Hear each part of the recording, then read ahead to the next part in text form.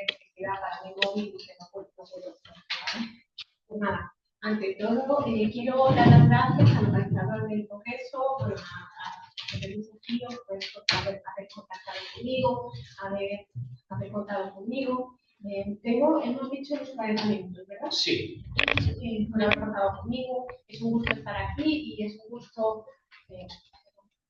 gusto estar en una actividad que, como estáis diciendo, es una actividad multidisciplinar. Nos hace mucha falta la visión de otras disciplinas para que lo que hacemos llegue y para beneficiarnos de lo que está sucediendo, de lo que se está investigando en otras disciplinas. Yo soy de lengua, soy una filóloga clásica y soy de lengua, me dedico a la lengua. Sin embargo, actualmente me dedico a la escritura de mujeres, pero escritura en tanto cuanto la capacidad de escribir, de poner cosas por escrito, no necesariamente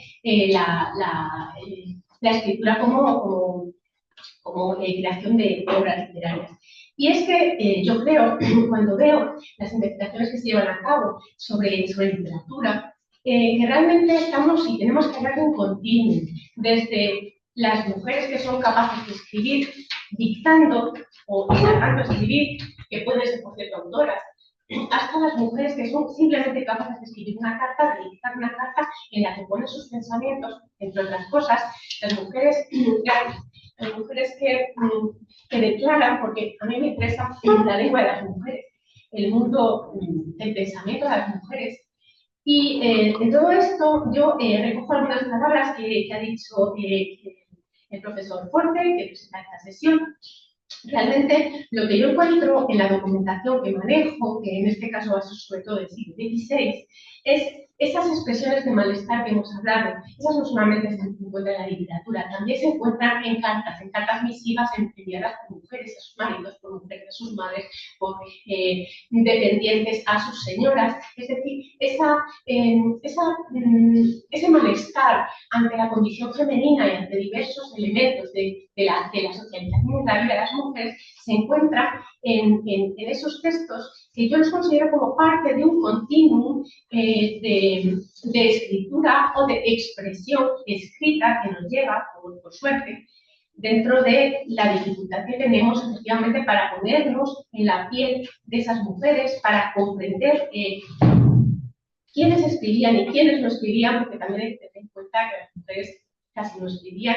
Entonces, si solamente nos fijamos en las escritoras, estamos viendo una pequeña parte de una pequeña parte, con lo que si somos capaces de llegar a un mayor número de personas, como son las personas que simplemente escribían cartas, que ya es como hace cualquier persona que escribe, ponía parte de lo que pensaban, ahí estamos llegando a una parte de las mujeres que, siendo pequeña, siendo una minoría de las mujeres, es mayor que si solamente nos fijamos en las autoras, y por eso me parece tan interesante. En ese sentido, yo no considero que las mujeres que escribieran fueran adelantadas a su tiempo, sino que están pulsando algunos de los hilos de pensamiento y de sentimiento, en el sentido de cómo se sienten las mujeres de ese momento.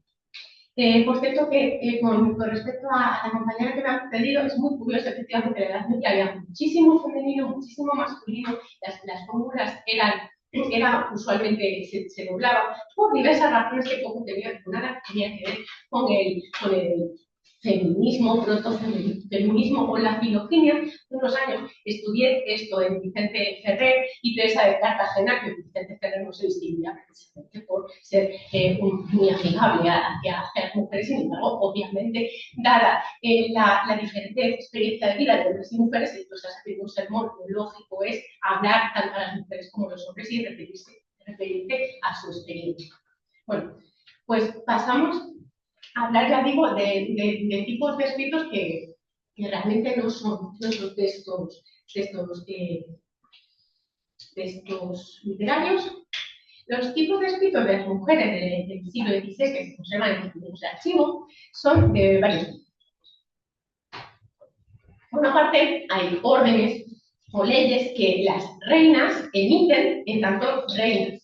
Tienen delegación gráfica, obvio que una reina no va a ponerse a escribir una ley, pero luego puede firmarlo o no firmarlo. Encontramos, por ejemplo, órdenes que están firmadas. Yo el rey, yo la reina, o yo la reina solamente, y otras que no lo están.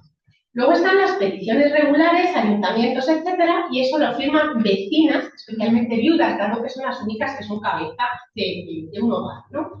Es muy frecuente la delegación gráfica, porque ahora nos vamos a referir a cuánto las mujeres podían escribir y cuándo no podían hacerlo, no debían hacerlo. Hay otras peticiones que se articulan como cartas misivas y como cartas usuales, que también vamos a ver.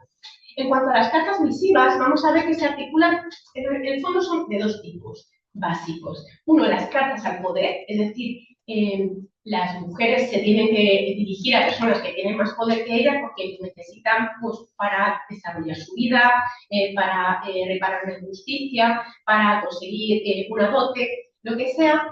Y son también cartas clientelares, es decir, cartas de una señora a otra señora más poderosa, o de una sobrina a su tía, que es marquesa, ese tipo de cosas. Luego también están las cartas familiares entre iguales, y hay inferiores que son, pues, de todo tipo, son dependientes, son hijos, son madres, etcétera, etcétera. Y en las cartas misivas, en tanto que es posible, se busca no delegar, porque es una muestra de cortesía escribir de la propia mano, sobre todo si son personas de confianza.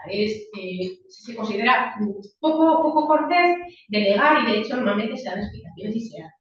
En el ámbito del derecho privado, los testamentos, compraventas, etc., las mujeres de diferentes clases sociales, pero siempre mujeres con bienes, no se trata de mujeres generalmente pobres, se les exige, como se verá luego, firmar cuando pueden hacerlo, y si no pueden firmar, pues se exige que se manifieste que no son capaces, donde tenemos bastante información sobre la capacidad de escritura, o por lo menos de firma, de bastantes mujeres. Y por último, en el ámbito judicial hay, pues, una serie de documentos que pueden ser denuncias, declaraciones de testigos, interrogatorios, confesiones, donde mujeres acusadas o acusadoras o testigos son llamadas a declarar y, si pueden, deben firmar esos documentos. Y hay algunos documentos autógrafos, como veremos, pero otros también por lógica no. Bueno, en el siglo XVI, que es donde más me voy a centrar, porque también es donde se empieza a conservar realmente una gran cantidad de documentación escrita por mujeres, hay un debate sobre si las mujeres deben o no deben aprender a escribir. Es un debate que tiene mucha importancia en el siglo XVI, hay diferentes teóricos. Por ejemplo, Juan Luis Vives se mostró a favor de que las mujeres aprendieran a escribir. En cambio, hay bastantes teóricos que escriben en contra, como Juan de la Cerda o Pedro Sánchez de Ángel.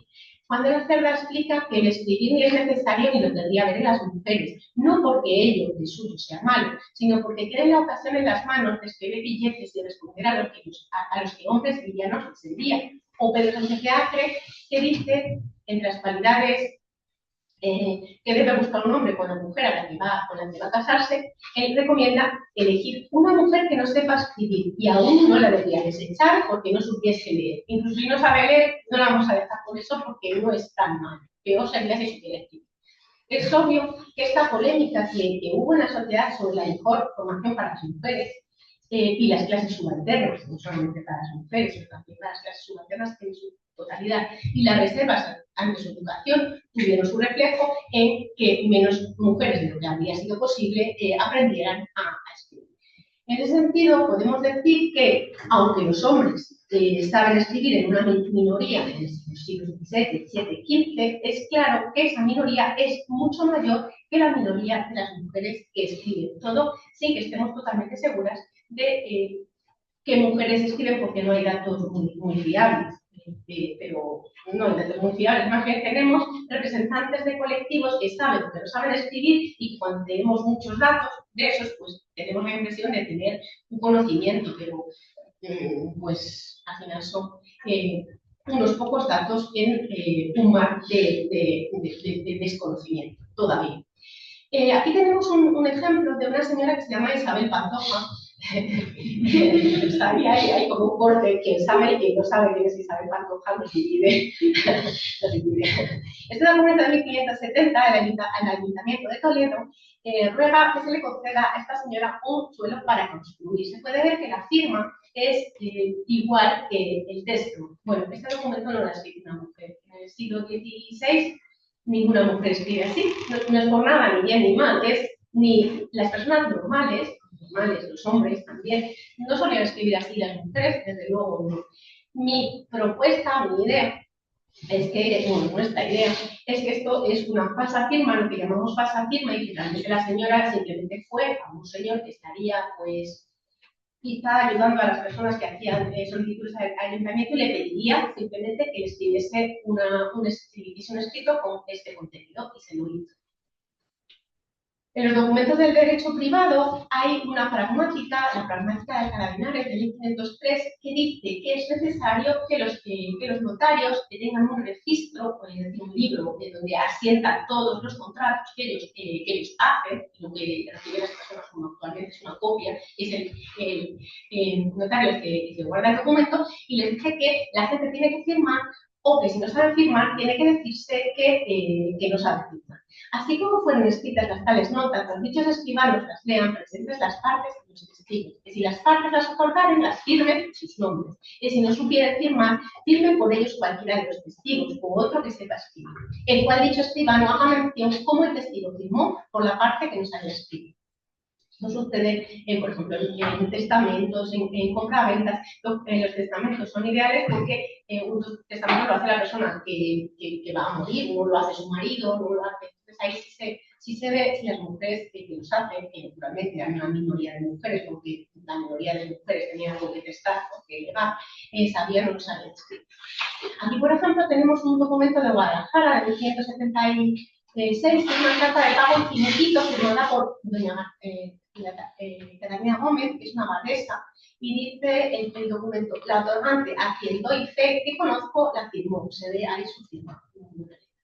En cambio, en Ávila, en 1510, una carta de compraventa por la que Francisca Hernández vende un olivar, el escribano dice: la dicha Francisca Fernández, en la cual, porque no sabe escribir, rogó a los dichos testigos que lo firmasen en mi registro.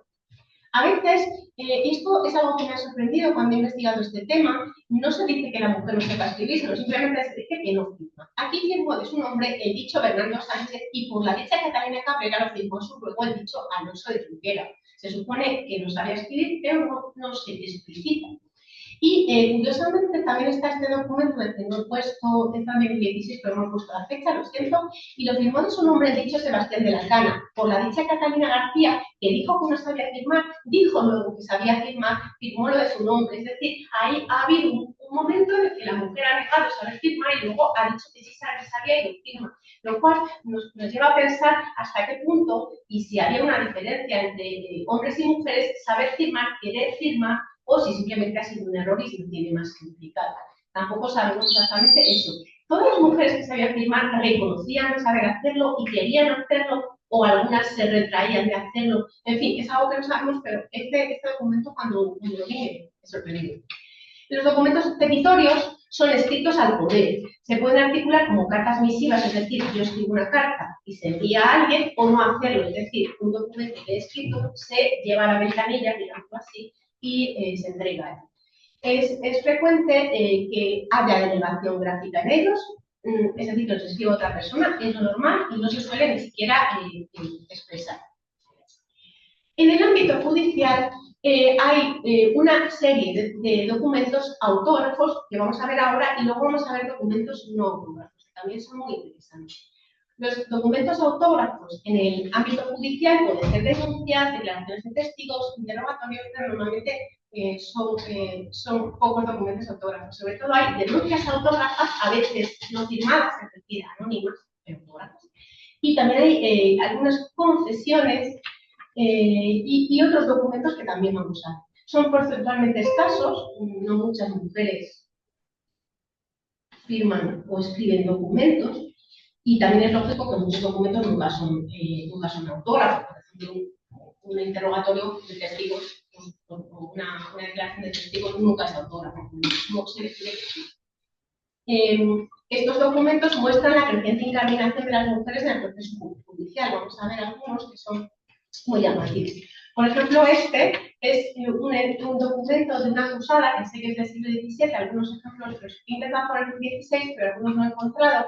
Esta es una acusada que en el siglo XVII es acusada de de judaizar, de ser judaizante, Catalina de Sosa, perdona, una Sosa. Y entonces ella hace este documento, lo escribe ella misma, es todo autógrafo, y es una doña, también es importante, pues, de alguna manera tiene una posición social no elevada, ya es pobre, pero bueno, no es totalmente baja. Y es muy curioso, si se lee, los números son las líneas del documento, no es que los que lo escriba ella. Y es una declaración de enemigos, como las denuncias de la Inquisición son, las testificaciones son anónimas, o por lo menos no son conocidas para la acusada, ella dice que todas las personas cuya testificación contra ella no se debería aceptar porque son enemigos suyos. Entonces dice, no haga caso si me denuncia a estas personas. Entonces es muy bonito porque parece extremadamente antipática, ¿no? Tengo por enemiga a doña Manuela de Ciborea por haber reñido muchas veces con ella y tratándonos muy mal de palabras y saber que a todas las conocidas decía mal de mí y me murmuraba mucho, como puedo dar testigos y muchos. También he tenido diferencias con una doña María Teresa Carrillo, cosa de haber dicho se había de vengar de mí, de que puedo dar testigos, y con un cierto don Francisco Amézaga, vicario que estuvo en Flandes, etc. Es un documento autógrafo donde esta mujer se está intentando defender de los posibles peligros que le pudieran venir por testificaciones de enemigos suyos. Esta es una denuncia autógrafa ante la Inquisición de esta señora, María del Cerro. El documento es autógrafo, pero solamente la parte de abajo a la derecha es su denuncia autógrafa que ella firma, y luego lo otro es que una persona de la Inquisición ha escrito sobre ese documento. Es muy bonito, y dice, anoche llegó aquí una mujer asturiana que llama La Lobera, porque por arte de hechicería llama a los demonios en figura de lobos, y los envía a las cabañas para que se coman el ganado de quien no le ha dado gusto en lo que ha pedido, con lo que trae toda la tierra alborotada y con temor de sus amenazas, por verlas algunos por experiencia. Diciéndome todo esto la gente de mi casa, porque ella es la dueña de los rebaños, encerré a la dicha lobera anoche y la examiné para una satisfacción mía y me confesó algunas cosas. Esto toca a la Inquisición el remediarlo, y así doy cuenta a vuestra merced para que me avise de lo que le parece, porque hasta tenerle no la soltaré. La ha encerrado en su casa para evitar el daño que estaba haciendo a sus rebaños esta señora que decía llamar a los demonios. Esta es una denuncia autógrafa que no tiene firma, pero ella dice que es una religiosa de este convento, de una monja de Borja, de un convento que se queja de su superiora, su abadesa, que es un proceso de 1000 páginas, que fue un gran escándalo. Esta Teresa Longa era hija de un médico de la ciudad de Borja, tenía muchísima influencia y empezó a decir que se le aparecía a la Virgen, que iba al cielo, incluso decía que iba al cielo todos los domingos. A veces la gente le daba, porque todo esto se lo creía bastante gente, le daba rosarios para llevar al cielo y que los bendicieran en el cielo. Ella decía que los rosarios de Azabache no los bendecía porque eran negros. En fin, se había montado toda una historia y estaba escribiendo una vida de niño Jesús. Una cosa que también tiene que ver con lo bien que, o sea, digamos, el prestigio que tenía la escritura femenina conventual. Entonces, se decía que eso, que iba a aparecer una vida del niño Jesús, que iba a escribir ella, y también se iba adornando toda su vida con milagros. Dijo que iba a estar 40 noches sin dormir, sin comer, dormía con una piedra en lugar de almohada, en el suelo. Bueno, pero lo que dice ella es que no, que se ríe, que habla, que come, que no va a los rezos, y todo esto, pues que está dando mucho escándalo en el convento, que es por lo que una monja del convento hace este escrito absolutamente lleno, y este escrito sigue varias páginas contando lo que han visto las monjas en el convento y la relación tan extraña que dice que tiene la monja con su confesor. Ya digo, fue un gran escándalo. Por ejemplo, esto es una nota con delegación femenina y sin firma en un proceso por hechicería a una mujer llamada Isabel Bautista, que vivía en Toledo, y la Inquisición de Toledo le hace un proceso y le pillan por allí circulando por las cárceles secretas, las cárceles inquisitoriales, esta nota tan preciosa que no tiene firma, y dice: para ser una persona tan cristiana y tan buena, muy mal lo hizo, conmigo no dando yo ocasión, habiéndome traído a una cárcel. Estas son las limosnas que vuestra merced procuró para mí. No le dolió el corazón, viendo cueros y llena de piojos y comida de ellos. Yo ando negociando, etc. Pues este documento sabemos que lo ordenó una mujer y sabemos que lo escribió otra, porque luego en otra parte del proceso dice, le dicen, tú sabes qué es este documento que hemos encontrado. Dijo, se acuerda que habrá 8 días, poco más o menos, que esta dijo a una mujer que está presa en la cárcel real donde está, y se llama doña Cristina, que la escribiese en papel. Y esta le notó para el doctor Bermúdez, quien él le decía que por qué siendo tan cristiano, dijo que dijo lo que dicho entiende, que no dijo otra cosa. En resumen, ella, cuando le interrogan, ¿has escrito este papel? Dice, yo no, pero lo he mandado a escribir. Y también niega que haya escrito la última parte, que es una amenaza, porque dice, mire, vuestra merced, mire cómo anda. Si se ve abajo, pone, mire cómo anda, pero es otra letra. Entonces dice, no, yo mandé escribir ese papel, lo dijeron, pero no he dictado eso, no he amenazado al doctor Bermúdez. Por ejemplo, esta es una carta, un billete, es decir, no se hizo en el marco del proceso inquisitorial, sino que se hizo antes, y es una carta amorosa, aducida como prueba en un proceso probablemente por adulterio, en la Real Chancillería de Valladolid, no en la Inquisición. Dice, mi bien, avísame cómo has llegado, es que lo repite 2 veces, esa primera parte, cómo has llegado, yo quedo muy buena y avísame si ha de ser mañana que yo te tratamos y pasarás por aquí, dirásme a qué hora para que esté prevenida y lo que tengo de hacer en aquel negocio para que sea muy a tu gusto. Es una carta que escribe una mujer casada, Jerónima de, me acuerdo, a su amante o amado o algo que se conserva todo esto. Él ha escrito unas 200 cartas aproximadamente que están en la Chancillería de Valladolid y ella escribe 2 o 3 cartas nada más. En el ámbito judicial también hay declaraciones orales que yo creo que son muy interesantes y podrían ser muy útiles para conocer cómo pensaban y cómo escribían dentro de un marco evidentemente poco natural, que son los procesos, ¿no? Los procesos, los pleitos, procesos de fe u otros procesos, pero que podría ser útil para saber cómo hablaban las mujeres, pero no sabían escribir. Las mujeres que no sabían escribir. Hay en estos documentos que veremos, normalmente es estilo indirecto, a veces estilo directo, pero es verdad que el estilo indirecto a veces puede ser pues muy general, dijo que estaba asustada, dijo que no lo había dicho, y a veces puede ser muy mimético, lo que se llama estilo mimético, que quiere decir que se parece mucho, a pesar de ser estilo indirecto, se parece mucho a lo que la persona pudo decir, o nos podemos imaginar que dijo. Entonces tenemos documentos que a mí me emocionan realmente porque se ve en ellos alguna parte de el mundo de todos tipos, ¿no? El mundo de la religión, el mundo de las creencias, el mundo material, el mundo de los miedos, el mundo de la afectividad de estas mujeres acusadas por la Inquisición o por otro tipo de sistema judicial.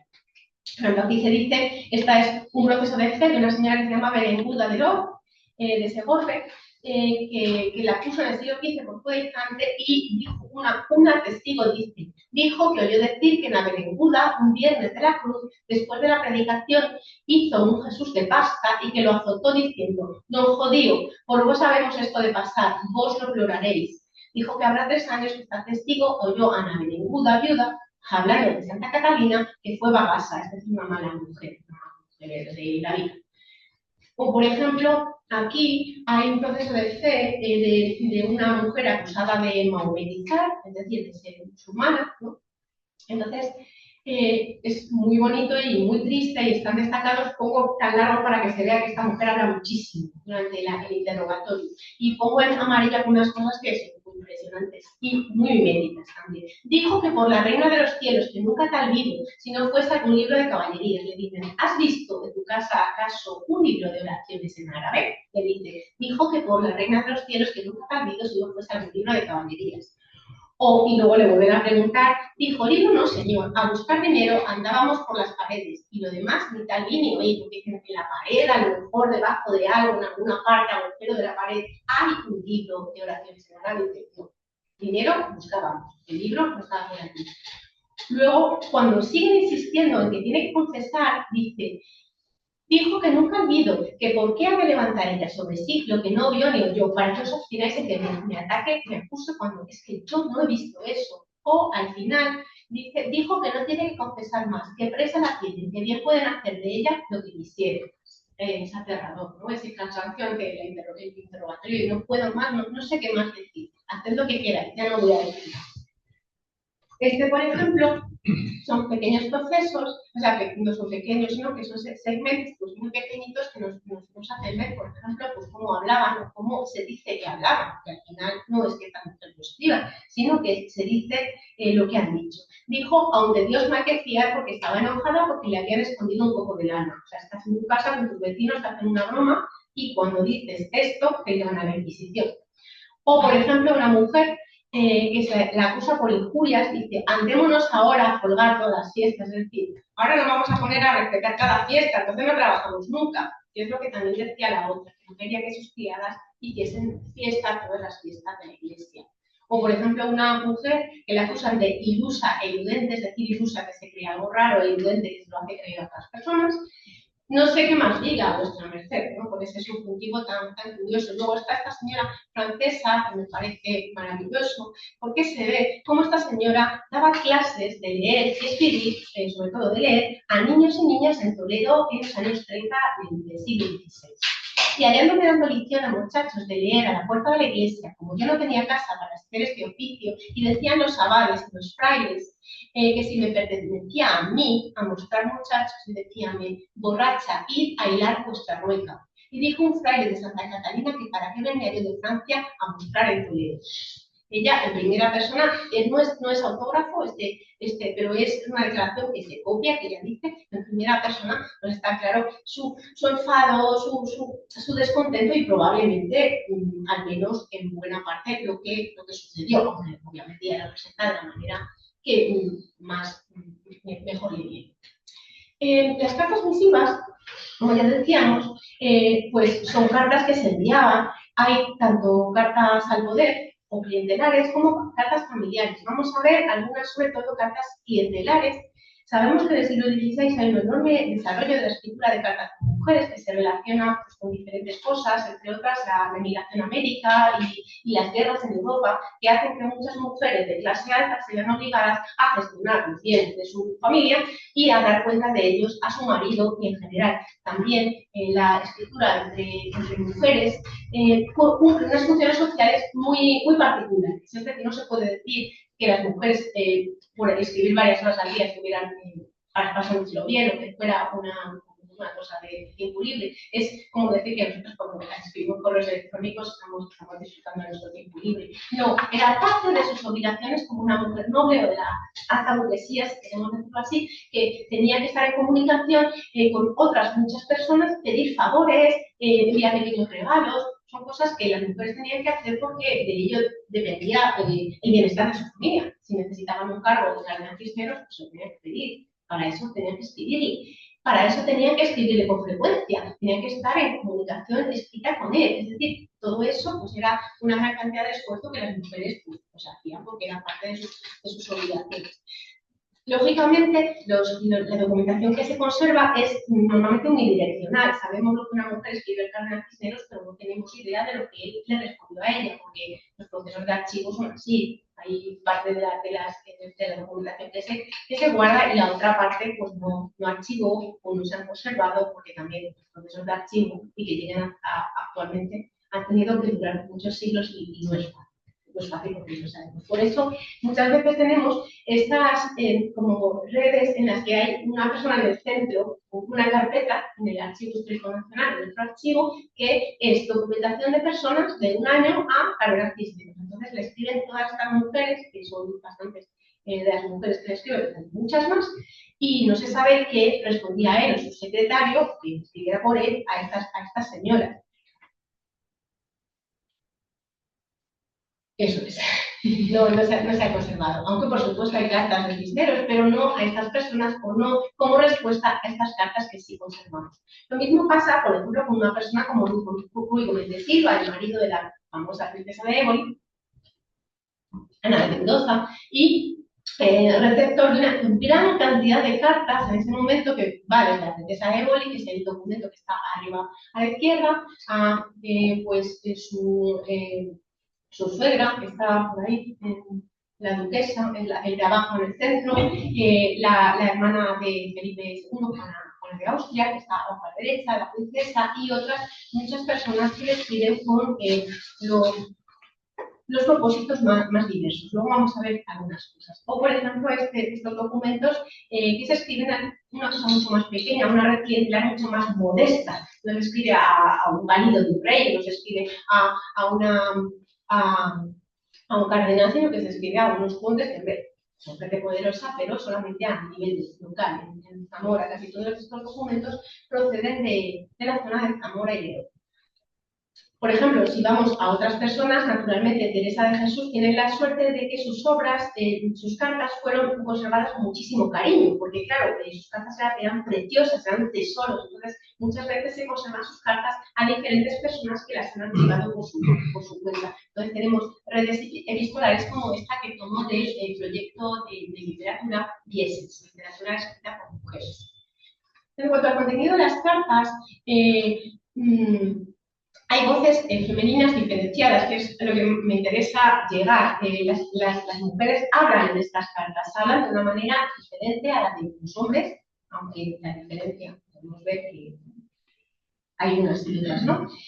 Hay una aquí muy bonita, es una carta muy tardía, no he puesto la fecha, pero es de 1708, por ejemplo, una mujer de la nobleza que dice, no hay que encargarnos que queramos a la niña, pues no puede ser más, pues a mí lo mismo me ha costado más que los otros, que no desearla yo, no es más que por lo apensionado que es nuestro sexo y lleno de trabajos inexcusables, y esto me lastima, mas nunca he querido nada contra la voluntad de Dios. ¿Cómo vamos a encontrar en un hombre que escriba un pensamiento de una mujer que no quiere tener hijas porque piensa que la vida de sus hijas va a ser peor que la vida de sus hijos si les explaye demasiado? Esto, digamos que es imposible. Una mujer piensa, escribe lo que piensa y escribe, pero un hombre no puede hacerlo. No podemos recurrir a la literatura para saber cómo pensaban las mujeres. El contenido de las cartas es muy variado. En un corpus que hago con mi equipo de investigación y lleva muchos años haciéndose, tenemos 56 cartas autógrafas de mujeres del 16 y los temas de los que habla, que son solamente estos son los temas en los que, o materias en los que se divide digamos, los que proponemos para el proyecto, son estos, y las mujeres hablan de estas cosas, de economía, de clero, de alimentación, de cortesía, de enfermedad, de relaciones sociales, no hablan de ocio, no hablan de ganadería y pesca, no hablan de fiestas y de celebraciones. En el siglo XVI, en el siglo XVII, por ejemplo, pues de repente sí encontramos. ¿Puede ser una casualidad? Sí, pero la verdad es que las mujeres en el siglo XVI, y vamos a ver algunos ejemplos, bueno, digamos que tienen un acercamiento también muy práctico y a veces, sí, un poco, usan la escritura como una herramienta bastante básica en ciertos momentos, porque tampoco escriben por placer, y más las mujeres, las que vamos a ver algunos ejemplos que son religiosas, son personas que escriben lo menos que pueden, pero se ven obligadas a escribir. En cuanto al contenido de las cartas, hay algunas menciones a la vida y la experiencia femeninas. No me gusta demasiado hacer esto sin profundizar mucho, porque me da miedo estar haciendo al final cosas un poco como de detalle, con cosas que veo que se me ocurren. Sin embargo, sí se ve aquí, por ejemplo, es una cosa que veía en la Mendoza, la princesa de Éboli.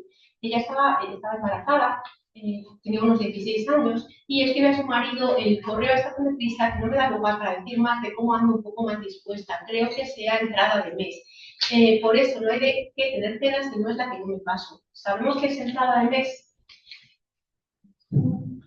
Pues yo tampoco lo sabía. En Corde solo hay un ejemplo, y Corde es un corpus de la Real Academia que es gigantesco, o sea, ya en sí es raro, no haya esto, tampoco está en el diccionario. Entrada de mes, al parecer, se sigue usando como un molestar que en teoría les da a las mujeres embarazadas a la entrada de cada mes, o sea, como unas molestias. Y es como, ayer lo vi intentando buscarlo en la actualidad, y ponía, es como una regla de las embarazadas, o sea, pues puedes tener molestias, y por ejemplo, esta mujer está hablando de su propia entrada de mes, que tengo que decir que las mujeres son grandes fuentes para el estudio del embarazo y la regla, porque al final son sus propias experiencias, y los hombres en realidad no se refieren a ello. O, por ejemplo, esta monja en 1580 escribe a los condes de Alba de Este. Queríamos hacer entender que éramos mudables y que al comienzo habíamos dicho otra cosa. Es decir, la monja se refiere al obispo y a su enviado que están intentando tomar una medida del convento que a ellas no les convence y ella misma se está quejando de pues, ese tópico femenino, el ser mudables. Las diferencias físicas y morfológicas relevantes tiene que haber muchas, pero para eso tenemos que ver en qué nos fijamos. En una búsqueda léxica de diferentes palabras en cartas de hombres en el 16 y cartas de mujeres en el 16, he visto algunas diferencias. Por ejemplo, algunas palabras solo las usan las mujeres. Por ejemplo, bellaco. Bellaquería, es una bellaca, es un bellaco. No aparecen hombres y aparecen con cierta frecuencia en mujeres. Lo mismo terrible. La princesa, la hermana Felipe II, la Juana de Austria, le dice al marido de la princesa de Uri, vuestros suegros son terribles. Triste, también bonito.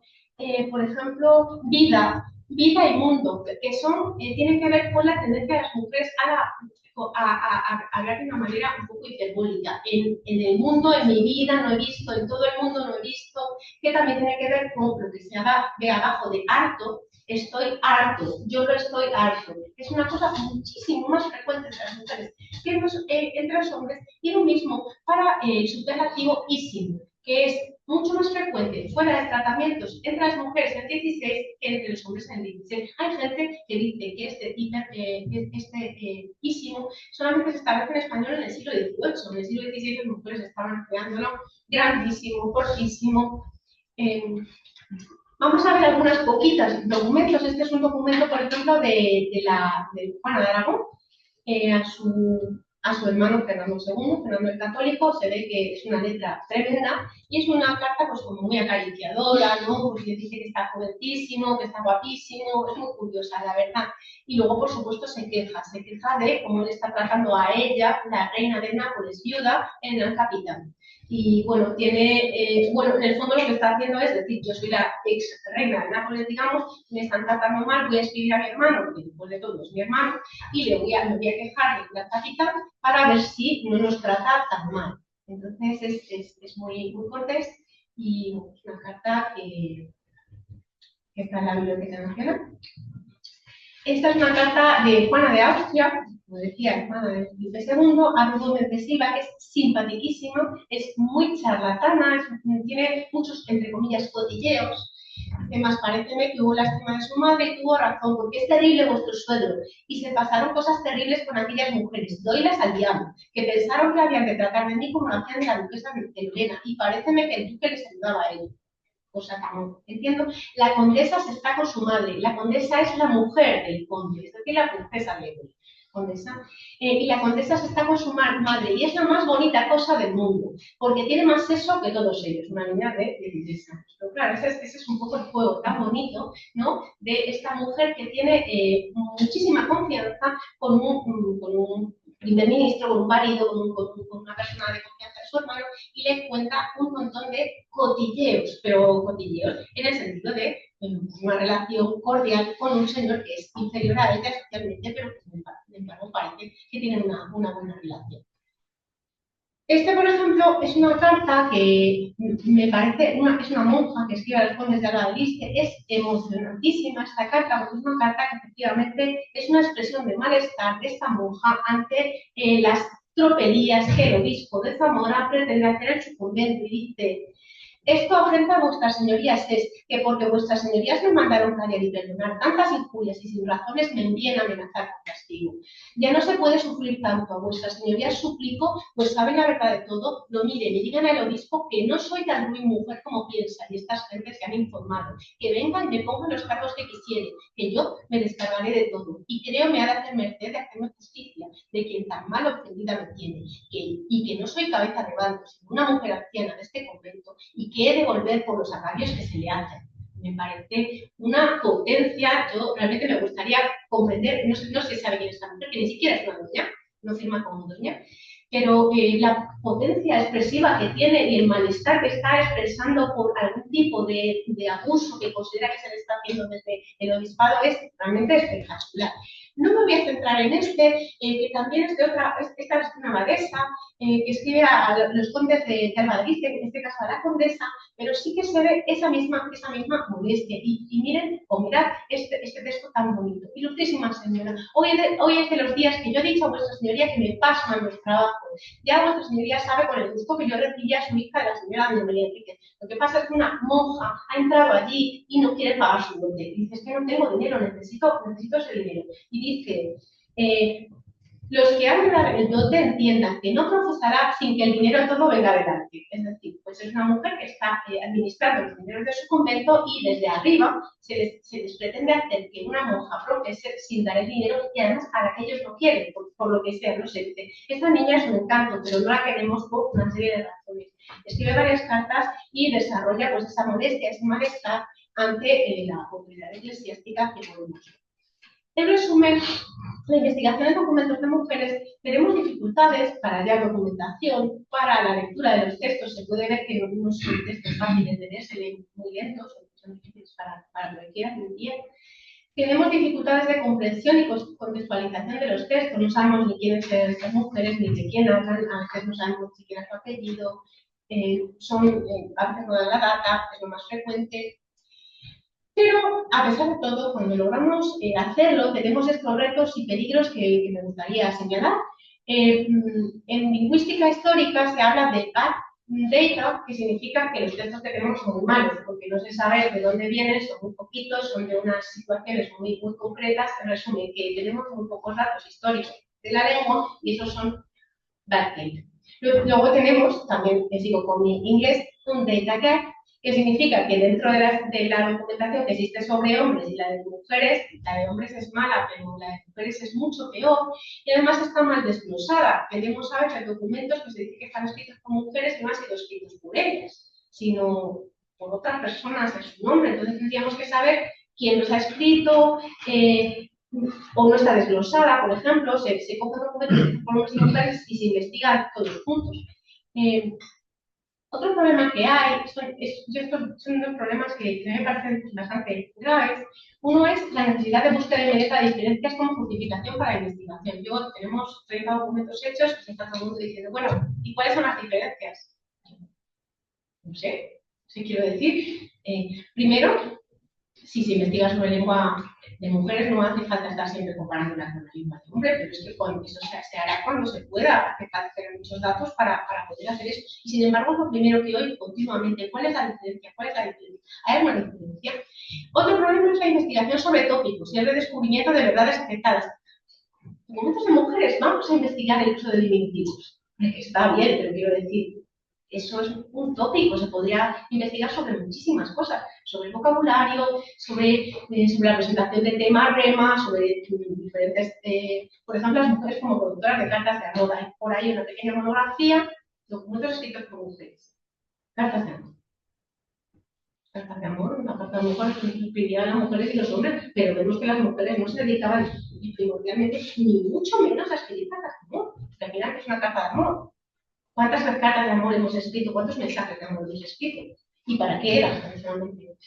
¿Vale? Entonces, por ejemplo, pues ahora estamos usando, por ejemplo, pues estamos viendo que hay existencia de modelos y sistemas gráficos diferenciados, estamos intentando usar la estilometría para medir usos léxicos, gramaticales y sintácticos de hombres y de mujeres.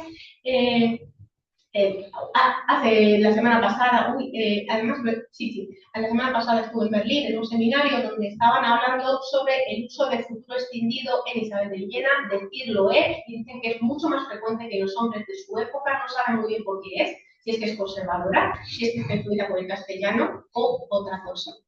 O, por ejemplo, el sí tendría Teresa de Cartagena, que una compañera de lengua nos contaba que es un rasgo que parece que es poco prestigioso y en los hombres no se encuentra, y de repente hay un ejemplo más antiguo que ella encuentra, sí tendría, que normalmente se dice si tuviera, ¿no? Si tendría en Teresa de Cartagena. Sabemos que las mujeres, por ejemplo, Teresa de Jesús, usaban un sistema gráfico diferenciado y simplificado, muy diferente de los hombres. Los hombres estaban escribiendo cual con Q y muchas mujeres escribían cual con C.